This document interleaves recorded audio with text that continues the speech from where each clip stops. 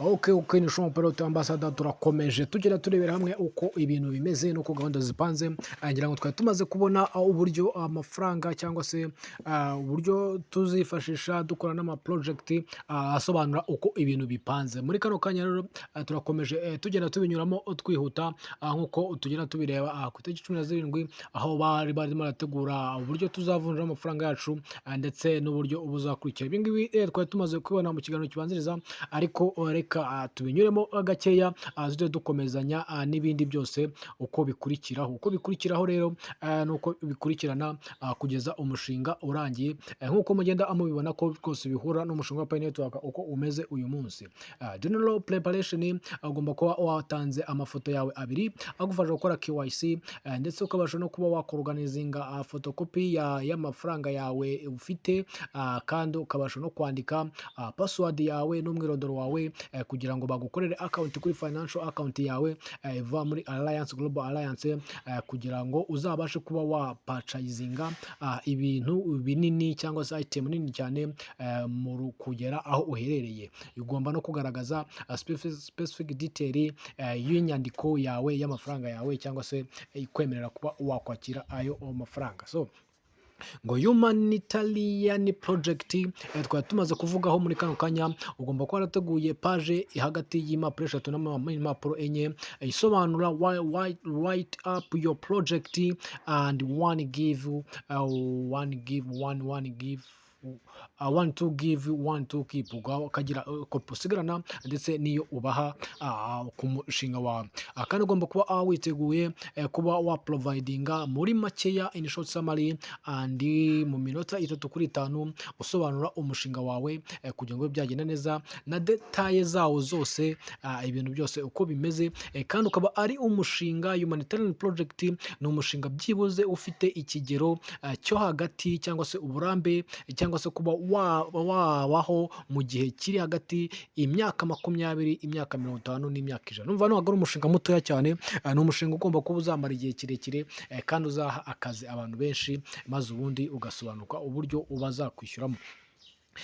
Ukanagaragaza n'umubare w'abantu ushobora kuba waha akazi muri uwo mushinga wawe w'ubwo burambe byibuze bw'imyaka 20 kugera ku myaka 100. Noneho ukanaba wanabona amafaranga yawe cyangwa se wavuga amafaranga ukeneye mu gihe cy'iminsi 90 kugira ngo umushinga wawe ube watangira. Ibi ngibi twari tumaze kubibona. Noneho reka turebe plan yose, uburyo ayo mafaranga umaze kuyabona, ikiba gisigaye n'uburyo ibintu biba bigiye gukurikirana, aribyo byitwa Nesara and KFS plan, uburyo the process cyangwa se uburyo evaluation redemption ishobora kuzatangizwa cyangwa se uko biri butangire nyuma y'ibyo ngibyo. Actually ugomba kuba warasinye from formal like NDA na disclosure agreement ngo tumaze kubivuga, maze ubashe kuba wapostinga redemption yawe ndetse na nama plan document yawe muri icyo bita exclusive world of redemption center. Ukaba watanga report yawe cyangwa se inyandiko yawe y'ibyo byose, maze ubundi tukaba twinjiye muri redemption.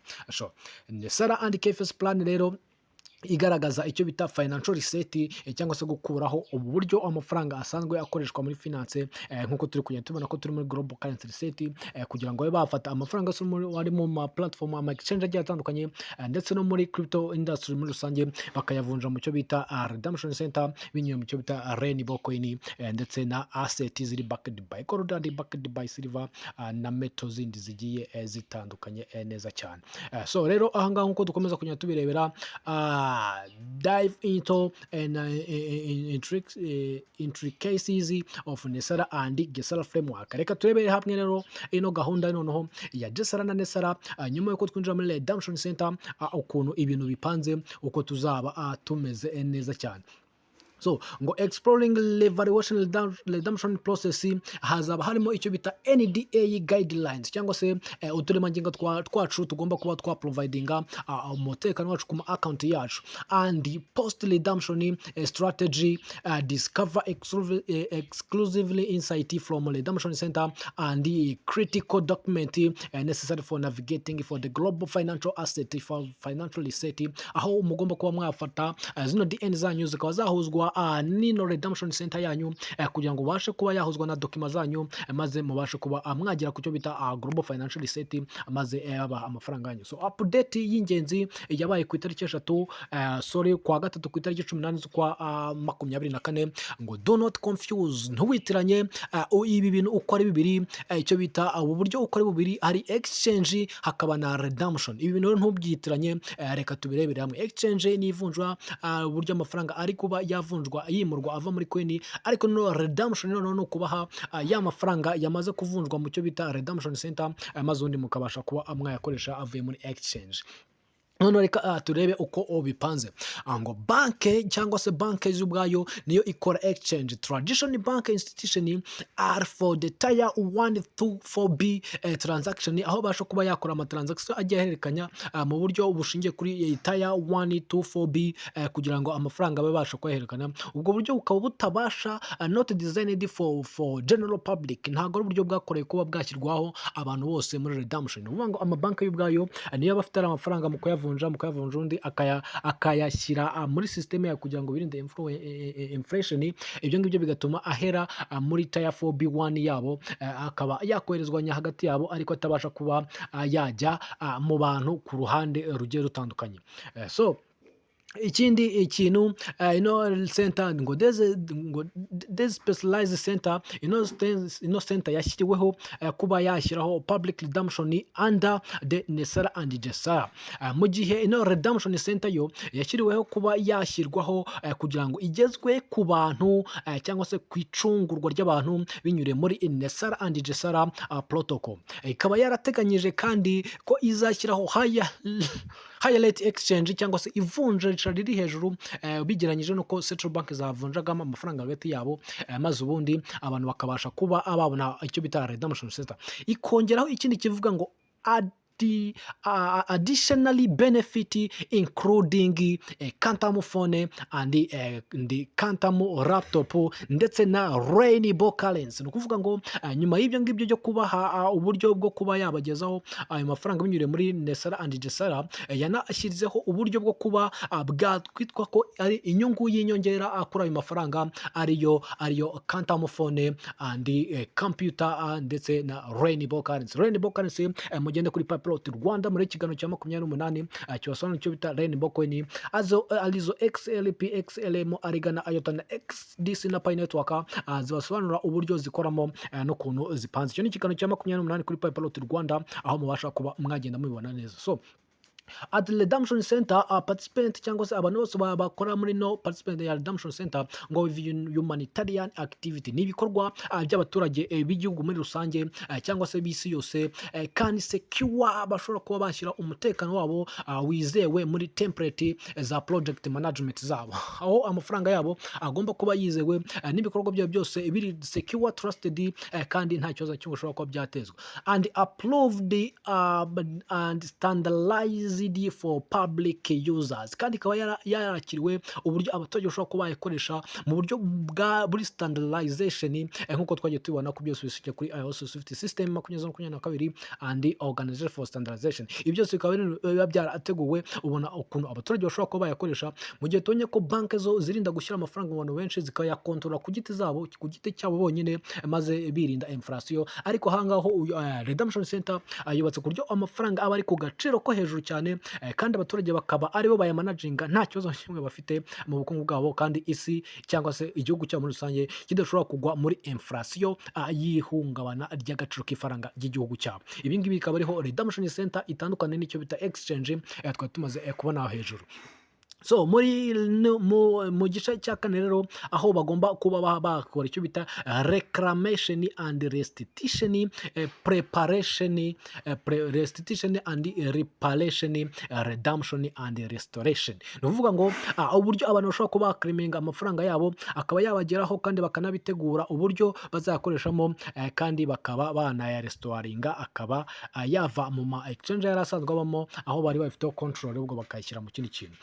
Reclamation rero yo imeze ite rero ukuntu bimeze. Ino reclamation kugira ngo ube wa claiminga ano mafaranga ngo return tude kuba amafaranga yava mu yo wibwe mu gihe cyawe cyose kandi bikagendera byagiye bihungabanya ubuzima bwanyu binyuriye mu cyo bita loss of corruption system cyangwa se muri systeme ya ruswa yagiye ituruka mu cyo bita Federal Reserve and Wall Street cyangwa se nk'ino banki ya managingaga banki z'isi yose zo Federal Reserve uyu munsi tugiye kuvugana agiye kuza yitwa Fed Now yahinduye imikorere biva kuri department yinjira muri Ndetsarandi Jesara kwa Donald Trump. So Fed Now rero yasimbuye icyitwa Federal Reserve ndetse na Wall Street byagereza gushyiraho uburyo bwa corruption system ya ruswa igenda ihungabanya ubukungu bw'isi yose muri rusange kugira ngo byose bibe byaba uko uyu munsi bimeze. Abemewe ni abahe rero? Eligibility ni US citizen aged bari mu myaka 24 kugeza ku myaka 31 gusubira hejuru with payout bagiye kuba bakwishyurwa arenga miliyoni 61 z'idolari mu buryo bw'amatsinda bugiye butandukanye. So restitution and reparation addressing unconstitutional practical such as income taxes, aho babasha kuba babivugurura bijyanye n'imisoro bakabasha kuba bakuraho icyo bita mortgage abuse cyangwa se inguzanyo zagiye zihungabanya abantu zikahonyora uburenganzira bwabo zikabakura aho inyungu iri y'umurengera ibinyuze cyane bagendaga bishyura mu gihe cy'ukwezi ndetse bakabasha banagendera kuri based on age of eligibility bakagira abo bayiha bitewe n'imyaka cyangwa se n'ubuzima bwabo barasanga babamo. Ibi byose bikaba ari byo bise restitution and reparation bigomba kuba byavugururwa mu bijyanye n'inguzanyo zagiye zitangwa ndetse n'imisoro iri hejuru yagiye ishyirwa aho mu buryo bugiye butandukanye cyane. So groups payout structure uburyo ano magroupe ashobora kuba yagenda yishyurwamo bahereye ku kigero cy'imyaka 30 n'imyaka 30 gusubiza hejuru and mu gihe kingana byibuze n'ukwezi kugeza ku mwaka uko amafaranga agomba kujya atangwa. Redemption type 1 irimo currency and ZIMS bond exchange at redemption center nk'uko twagiye tubona mu biganiro byabanjije ibingibi. Currency ya mbere arizo XLP ndetse na ZIM bond arizo Dina and Zimbabwe currency ndetse ukuntu zizakoreshwa muri no redemption center and including specific rate zifite specific rate cyangwa se ikigero cy'uburyo zivunjwamo kidahindagurika and allocation emphasizing humanitarian project support ndetse hari na support igomba kuba yabafasha mu kubakurikiranira bitewe naho bagiye baherereye umunsi kundi. Allocation yabo rero mu kigero cy'uburyo bagomba kujya bakira n'amafaranga n'uburyo yishyurwamo localization iri hagati ya 5% na 20% for person user ku muntu ugomba kuba yakoresha akajya ayakira hagati ya 5 na 20% mu buryo bwo kuba abakora project izabo. Redemption center type ya kabiri yo ishingiye ku cyo bita XLP buyback. XLP buyback twagiye tubona abita aba BlackRock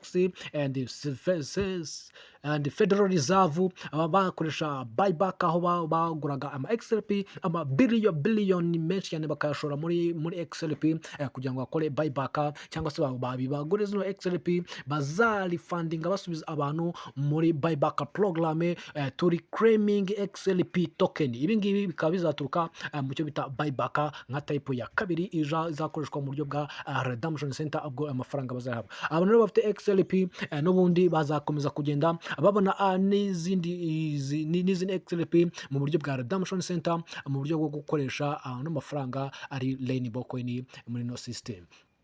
Ino XLP ikaba yarashyiriweho kugira ngo ibe stabilizer global financial market cyangwa se iringanize isoko ry'ivunja n'ivunjisha ry'amafaranga hirya no hino ku isi bibe byajya ku murongo byibuze muri 2030 bimaze kujya ku murongo nk'uko twagiye tubibona ikazaba imaze kugera kuri quadrillion 100 liquidity pool cyangwa se imaze kuzamuka igeze kuri quadrillion mu buryo bwo guhererekanya ino faranga imaze kugera liquidity ingana na quadrillion 100 ino XLP ubwo murabyumva n'agaciro kaya hano kazaba kageze byibuze mu gihe cya 2030 nk'uko twagiye tubibona, ari naho hantu hazaba hagiye kuba twareba igice cya kabiri kigiye kuba cyakurikiraho mu buryo bugiye busanzwe, kigiye gikubiyemo n'ibindi bigiye bihuramo n'icyo bita new old order agomba kuba yashingiraho mu kuba bashyira amategeko mashya agomba kugenga isi. Byose rero bikaba biteganyijwe muri 2030, ari naho bateganya ko XRP igomba kuba yamaze kugera hejuru cyane mu gaciro, kandi imaze na quantum financial system imaze kugera ku isi yose muri ubwo buryo bugiye butandukanye. As global financial rero shift unfolded, those prepare willing step into the new era and transparency, aho global financial igomba kuza igeze muri new era y'umucyo kandi itajegajega, ndetse inatanga n'amahirwe ku bantu bose, kandi kugira ngo mukomeze umenye amakuru mugomba kuba stay informed, embrace to transformation, mugenda mukurikirana amakuru kuri Pipeline Rwanda kugira umenye uko ibintu bipanze, ari ibyo dusabwa ndetse n'ibyo tugomba kuba twageraho muri rusange. Ibi ngibi byose rero murimo murareba aha ngaha ni gahunda y'umushinga wose uko upanze nuko uteye. Dukomeza tugenda turebera hamwe amakuru aba ari menshi cyane, kandi aba hari ntabwo umuntu yose yayanyuramo ngo ayarangize. Ni no mpamvu mvuga nihuta, kubera ko aba yagiye agenda ashyirwa ahagaragara kugira ngo ibintu byose bibe byagenda neza cyane. Donald Trump has accepted approval quantum financial system financial ko igomba ko yaba effected cyangwa se yatangizwa muri January 2025. Ino quantum financial system rero nibyo turi kugenda turebera hamwe ko bigiye kuba byatangizwa muri uno mwaka wa 2025. Harimo ibintu byinshi cyane by'impinduramatwara ku isi muri rusange kugira ngo byose bibe byagenda neza. Ati rero ugomba kuba wakwitonda mu gihe cyose uri mahanga kugira ngo utazahura n'abasikama bakubeshya cyangwa gufungura ama account, ahubwo ugategereza redemption center igomba kuba yakugeraho ikagufungurira ama account yawe. So reka turebe noneho step izakurikiraho nyuma yuko tumaze kwinjira muri redemption center, ikintu kizaba kigiye gukurikiraho muri no gahunda yacu ya redemption center, preparing for the next step in the quantum financial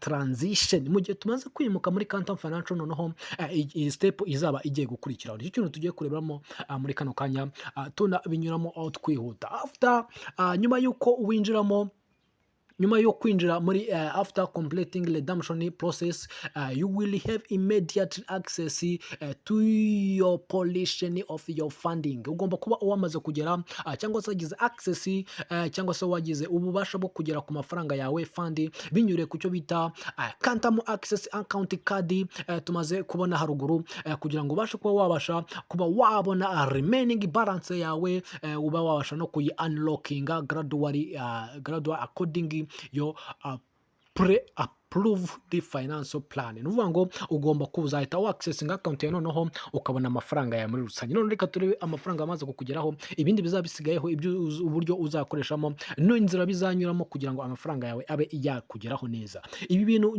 tugiye kurebera hamwe biragenda biduhuza na Pi Network, uburyo tugenda tubikoramo n'uburyo bigenda neza nkuko mugenda mubona. Ntago uno mushinga wa Pi Network ugenda wonyine, niyo mpamvu navuga ngo uhuriyemo imishinga myinshi yagiye itandukanye. Ariyo mpamvu Shalom Pilot Ambassador ntagaruka kuri cyo bita ino Pi Network yonyine gusa, ahubwo mvuga umushinga muri rusange aho tugeze, ari Pi Network aho igeze na Global Currency Reset, Quantum Financial System and Nesara and Jesara, aho bigiye bigera byose na Military Alliance nkuko bigenda bipanze. Niyo mpamvu ntajya ngaruka kuri Pi Network yonyine, kuko uvuze Pi Network gusa iyo nkuru bidahagije usanga byanga byakunda hari ikibazo kirimo, kuko byose bigomba kuba bifite ahantu bigenda bihurira umunsi kundi. Reka turebe noneho post appointment guidance kuvuga ngo umaze kubona ya appointments yawe n'aba agent yawe uri kugufasha, you will receive, uzakira uburyo bw'ubufasha bugomba kugufasha kumva neza quantum financial system,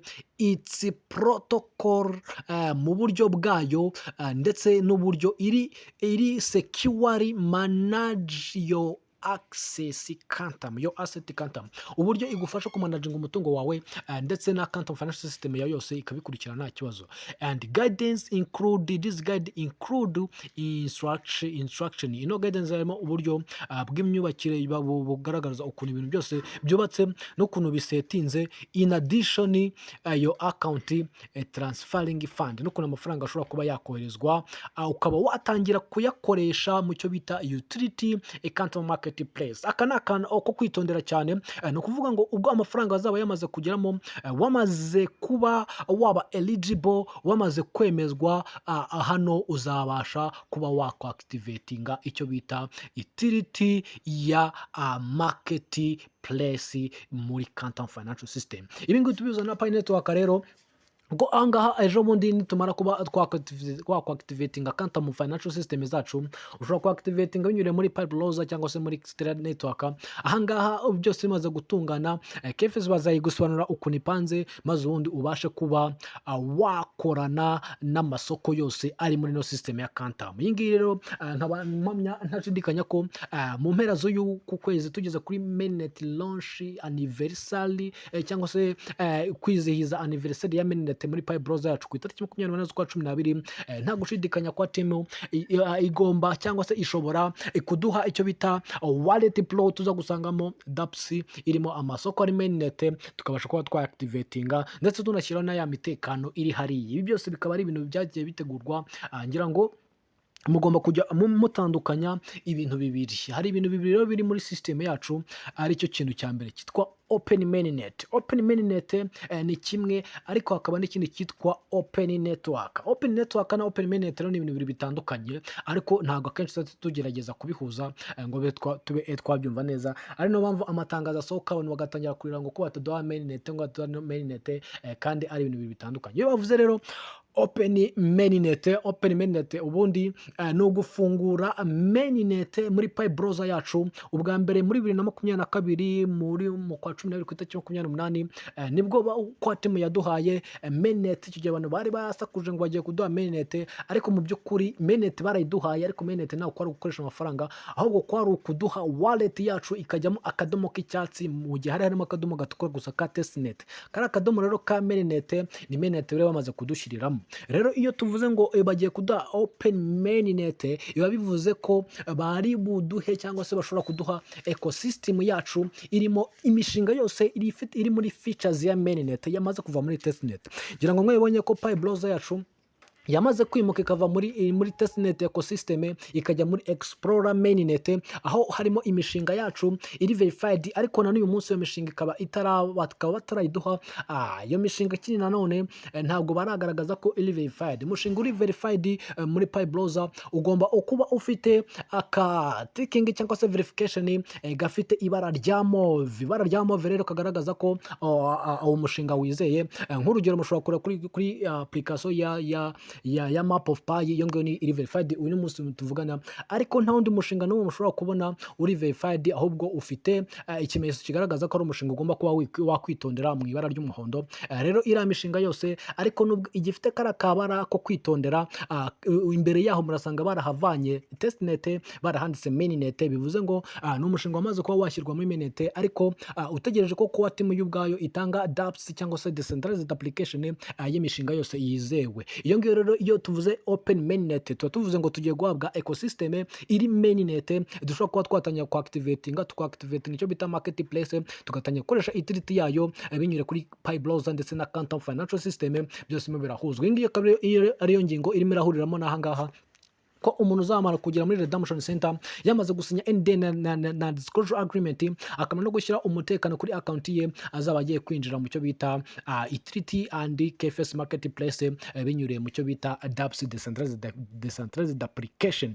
None iyo tuvuze rero Open Network ni ikindi kintu gitandukanye, cyo ni ukuvuga ngo noneho ntabwo ari abayusers b'aba miners bari kuactivatinga dApps, ahubwo noneho bagiye gufungurira ama exchange yo hanze. Ni Open Network, bagiye gutanga network abandi bantu bo hanze babashe kuba bakwinjiramo. Ibyo ngibyo rero bikaba ari byo bintu bishobora kuzatugeza ku cyo bita Pi Day ku itariki 31 cyangwa se ku itariki 14 z'ukwa gatatu, aho bashobora kuzafungura Open Network, ama exchange yose akaba yafungura. Bishatse kuvuga ngo niba duha Open Network cyangwa se Open Mainnet ejo bundi ku itariki 28 kuri anniversary ya Mainnet, dushobora gusangamo ibyo bintu byose birimo, ariko ibyinshi biri coming soon. Ni ukuvuga ngo Pi Bank ishobora kuri coming soon, ama rest exchange yose arimo hari yabona ko ari coming Sony mutaraactivatinga kubera ko bataraprovidinga icyitwa open network. Open network bamaze gukuraho firewalls, none za exchange n'izindi platform zose zishobora kuba zakwactivatinga account yazo. Ibyo ngibyo rero bikaba biri mu cyo bita open network,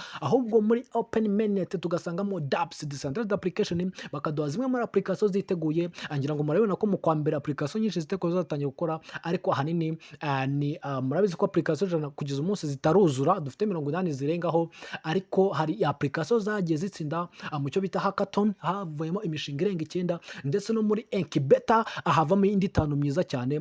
Tunongeraho izatsinze mu cyo bita prototype bashyizeho mu gihe twavuga muri fasade, muri Pi Fest ya mbere, aho hatsinzemo imishinga 4, aho batanzemo uwitwaga Easy Good, uwitwa Map of Pi, CityNat na City4Pi. Iyo mishinga uko ari ine rero ikaba ari imishinga iba yatsinze muri yagaragaje ko yahuza abacuruzi bari hirya no hino, ndetse n'abapiyoniya bakabasha kuba bahahirana bakoresha utility.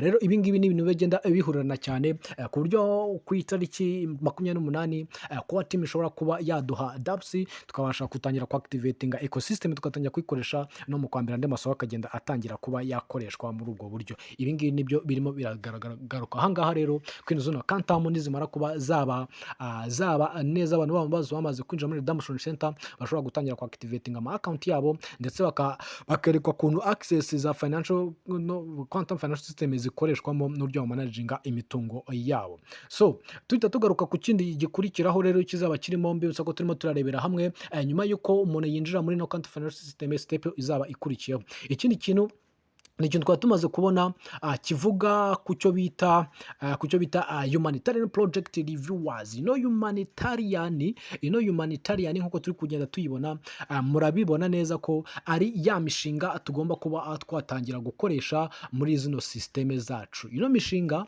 tugiye kurebera hamwe noneho icyo barimo barayivugaho n'uburyo ipanze. Humanitarian project reviewers, the project submitted kuri gahunda y'ibi bikorwa byose kugira ngo bibe byagenda neza.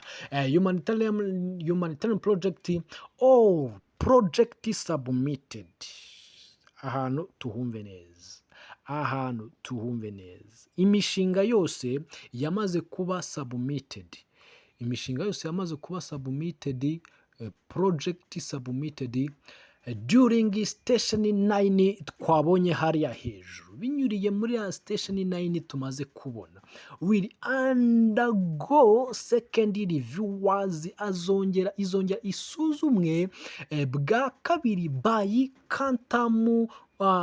Quantum Financial System Humanitarian Council. Aravuga ngo hari abandi bashobora kongera kuyikontorora bakareba ko ikwiriye koko mu gihe umaze gusaba meeting.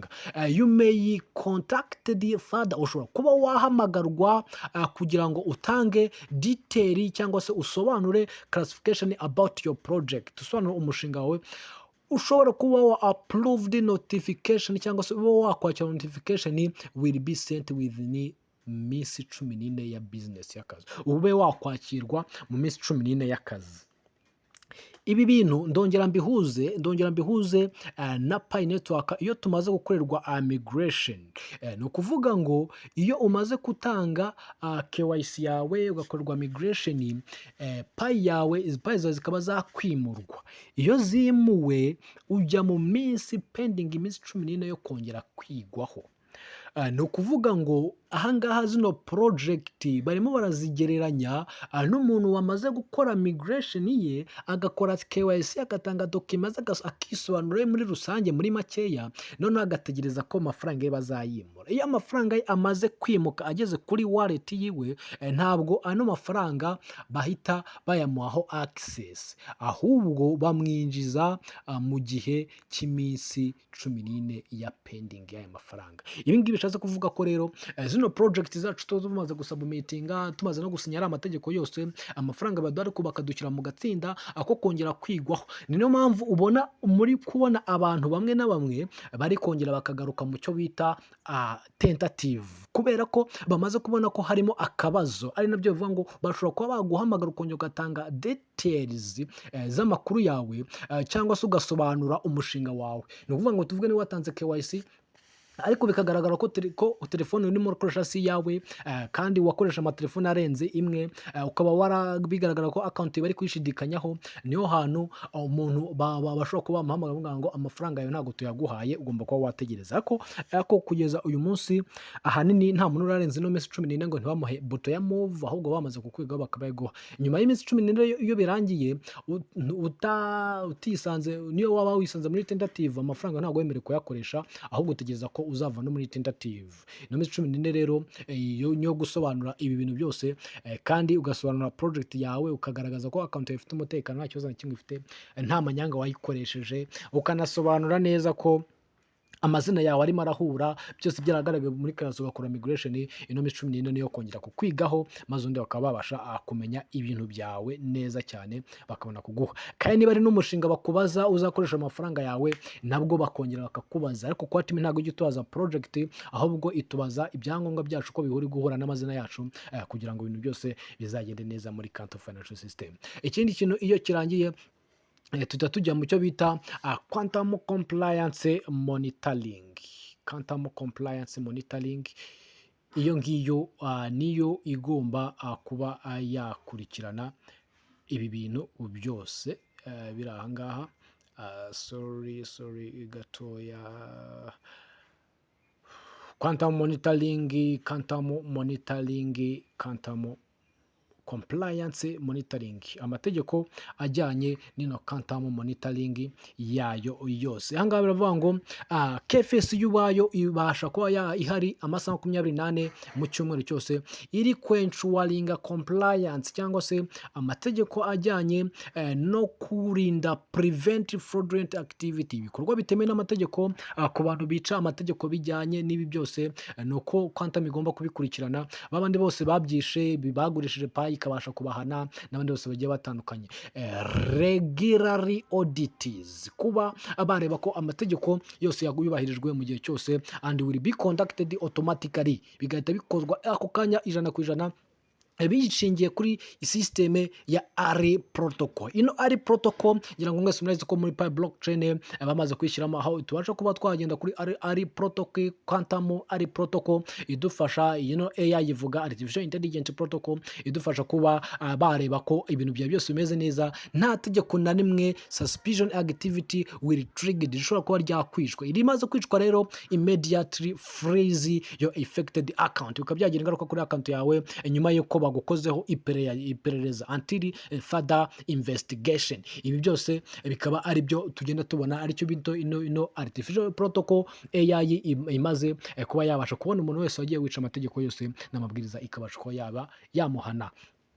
Tugahita tujya ku cyo bita security upgrade, kuba twakwadinga imitekano ku ma account yacu, byose bikaba ibyo navuga kuri Wallet Pro, bigomba kuba byakoreshwa. Security update protocol yacu ukuntu ipanze, nkuko tugenda tubirebera hamwe, ni secure update additional raise on security will be rolled out incremental.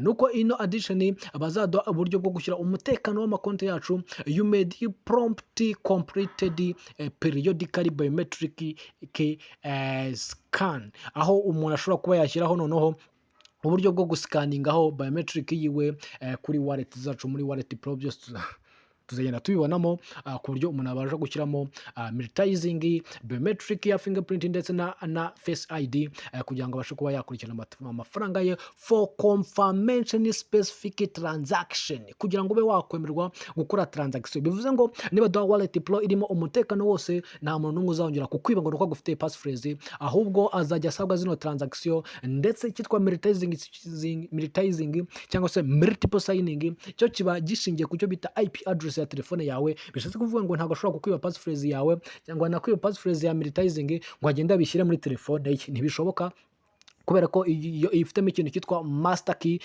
ishingiye kuri IP address ya telefone yawe, ku buryo niyo yabishyira muri phone ye atabasha kuroginga in kuri account yawe ngo abe yakwiba. Ibyo ngibyo bikaba ibyo tugiye kuba twabona. Secure account integrity always safeguard. Noneho nyuma y'ibyo ngibyo bakaza kuduha icyo bita safeguard your Quantum computer and phone for free. Izi ngizi ni free energy tugomba kuba twabona, and quantum access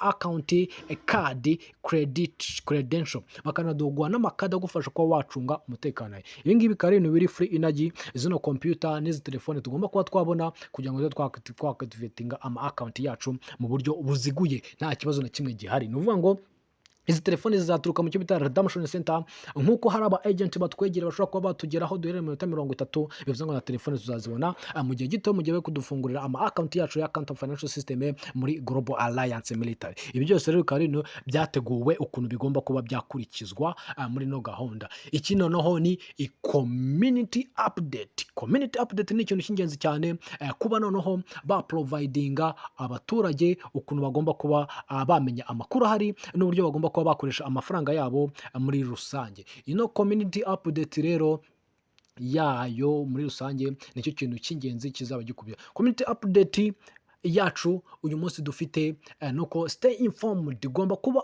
utuje ubinyure ku ma official communication channels, ku makuru ya nyayo, agomba guha amakuru ya nyayo atarayibihuha.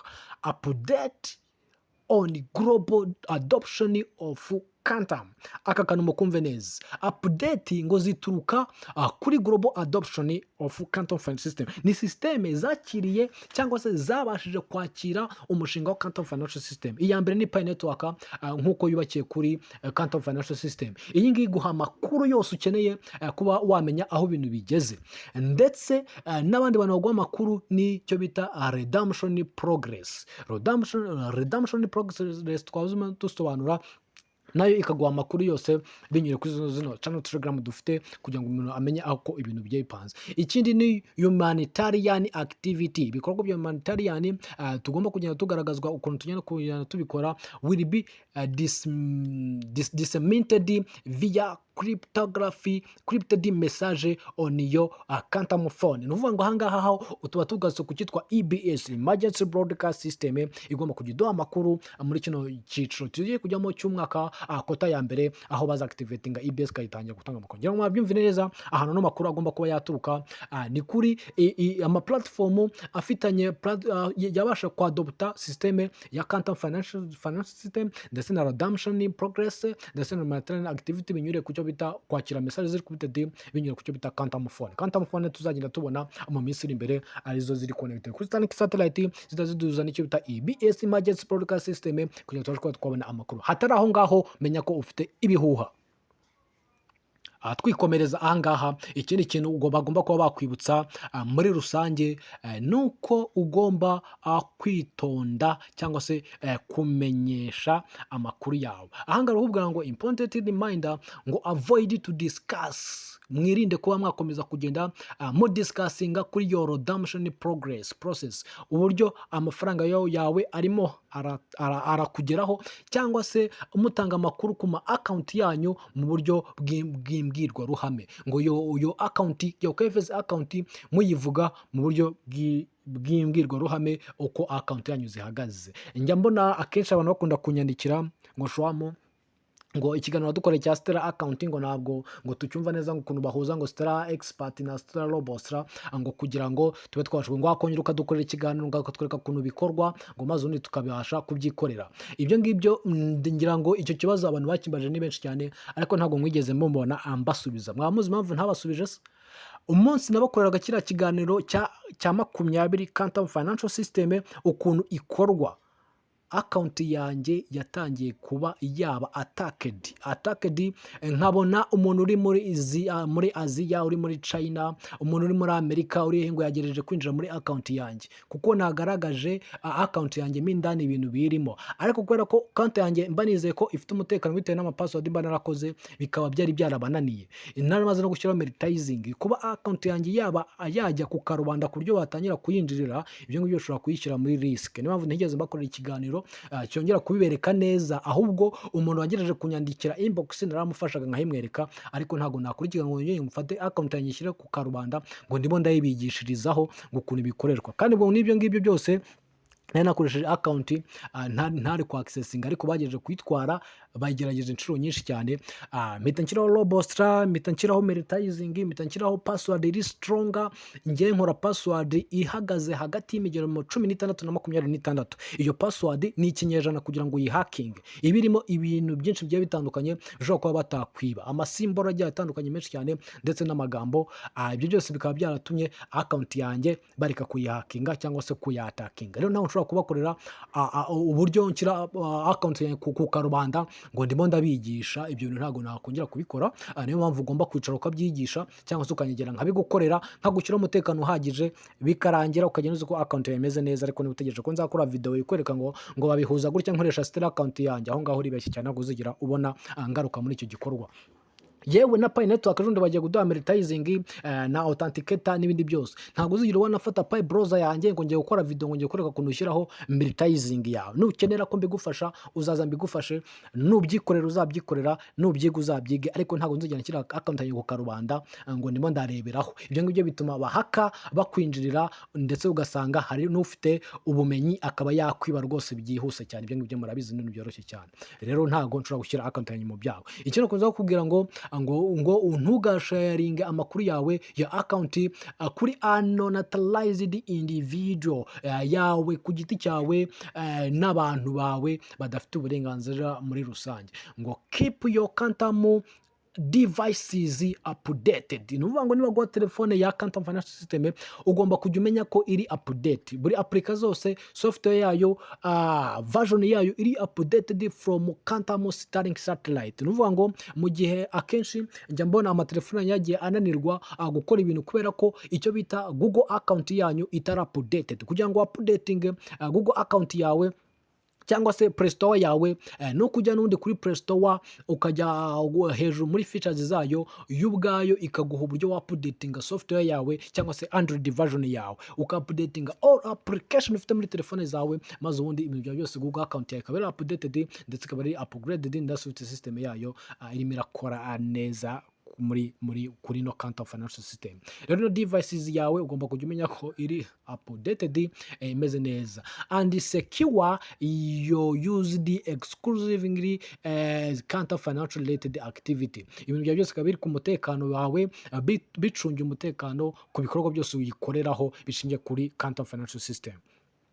Ugomba kuba waripotinga igihe uhuye n'ikibazo icyo ari cyo cyose gifite aho gihuriye na redemption guidance yawe binyuriye ku cyo bita quantum through support line, ku mirongo yateganyijwe yo kuzajya ubaza ikibazo mu gihe uhuye n'ikibazo icyo ari cyo cyose. What the same Quantum Financial System continue to roll out to the global, remember that you are the part of a monumental shift in the financial sovereignty of humanitarian advancement.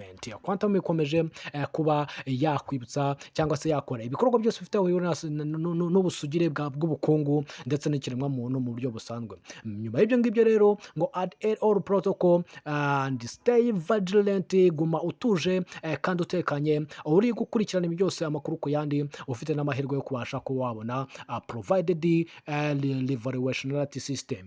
Rero kugira ngo ukomeze gukurikirana amakuru yose ni ukumanuka kuri Pipelot Rwanda.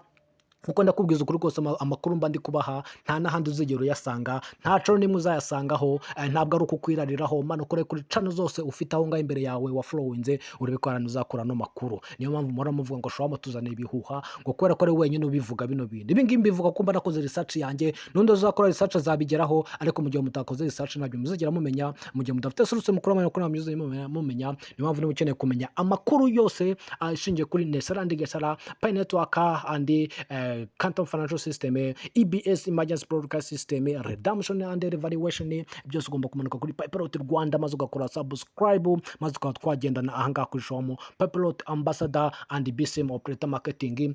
Byose tugenda turebera hamwe. Pilot iri hafi kubatamo service zayo mu kwa mbere, BCM nayo launch mainnet yayo nayo ni mu kwa mbere. Ibyo byose mugomba kugenda mubibona mubisanga kuri ano makuru yacu yose kuri Pipelot Rwanda. Starlink satellite niyo igomba kuba yakoreshwa muri zino system zose. Ntago nyigarukaho cyane, ntago nyitindaho cyane, kubera ko uyu mugabo Elon Musk yamaze gutegura ibintu byinshi cyane binyuriye kuri Starlink satellite, kugira ngo abe yategura uburyo ibintu byose bigomba kuba activated guhera muri Desembre 24, aho ibintu byose bigomba kuba byajya mu nzira, aho arimo arashyira deep state hasi na ruswa zabo, kugira ngo bibe byagenda neza binyuriye mu cyo bita IRIS and stock waves cross world, aho bizenguruka isi yose bagenda babikuraho.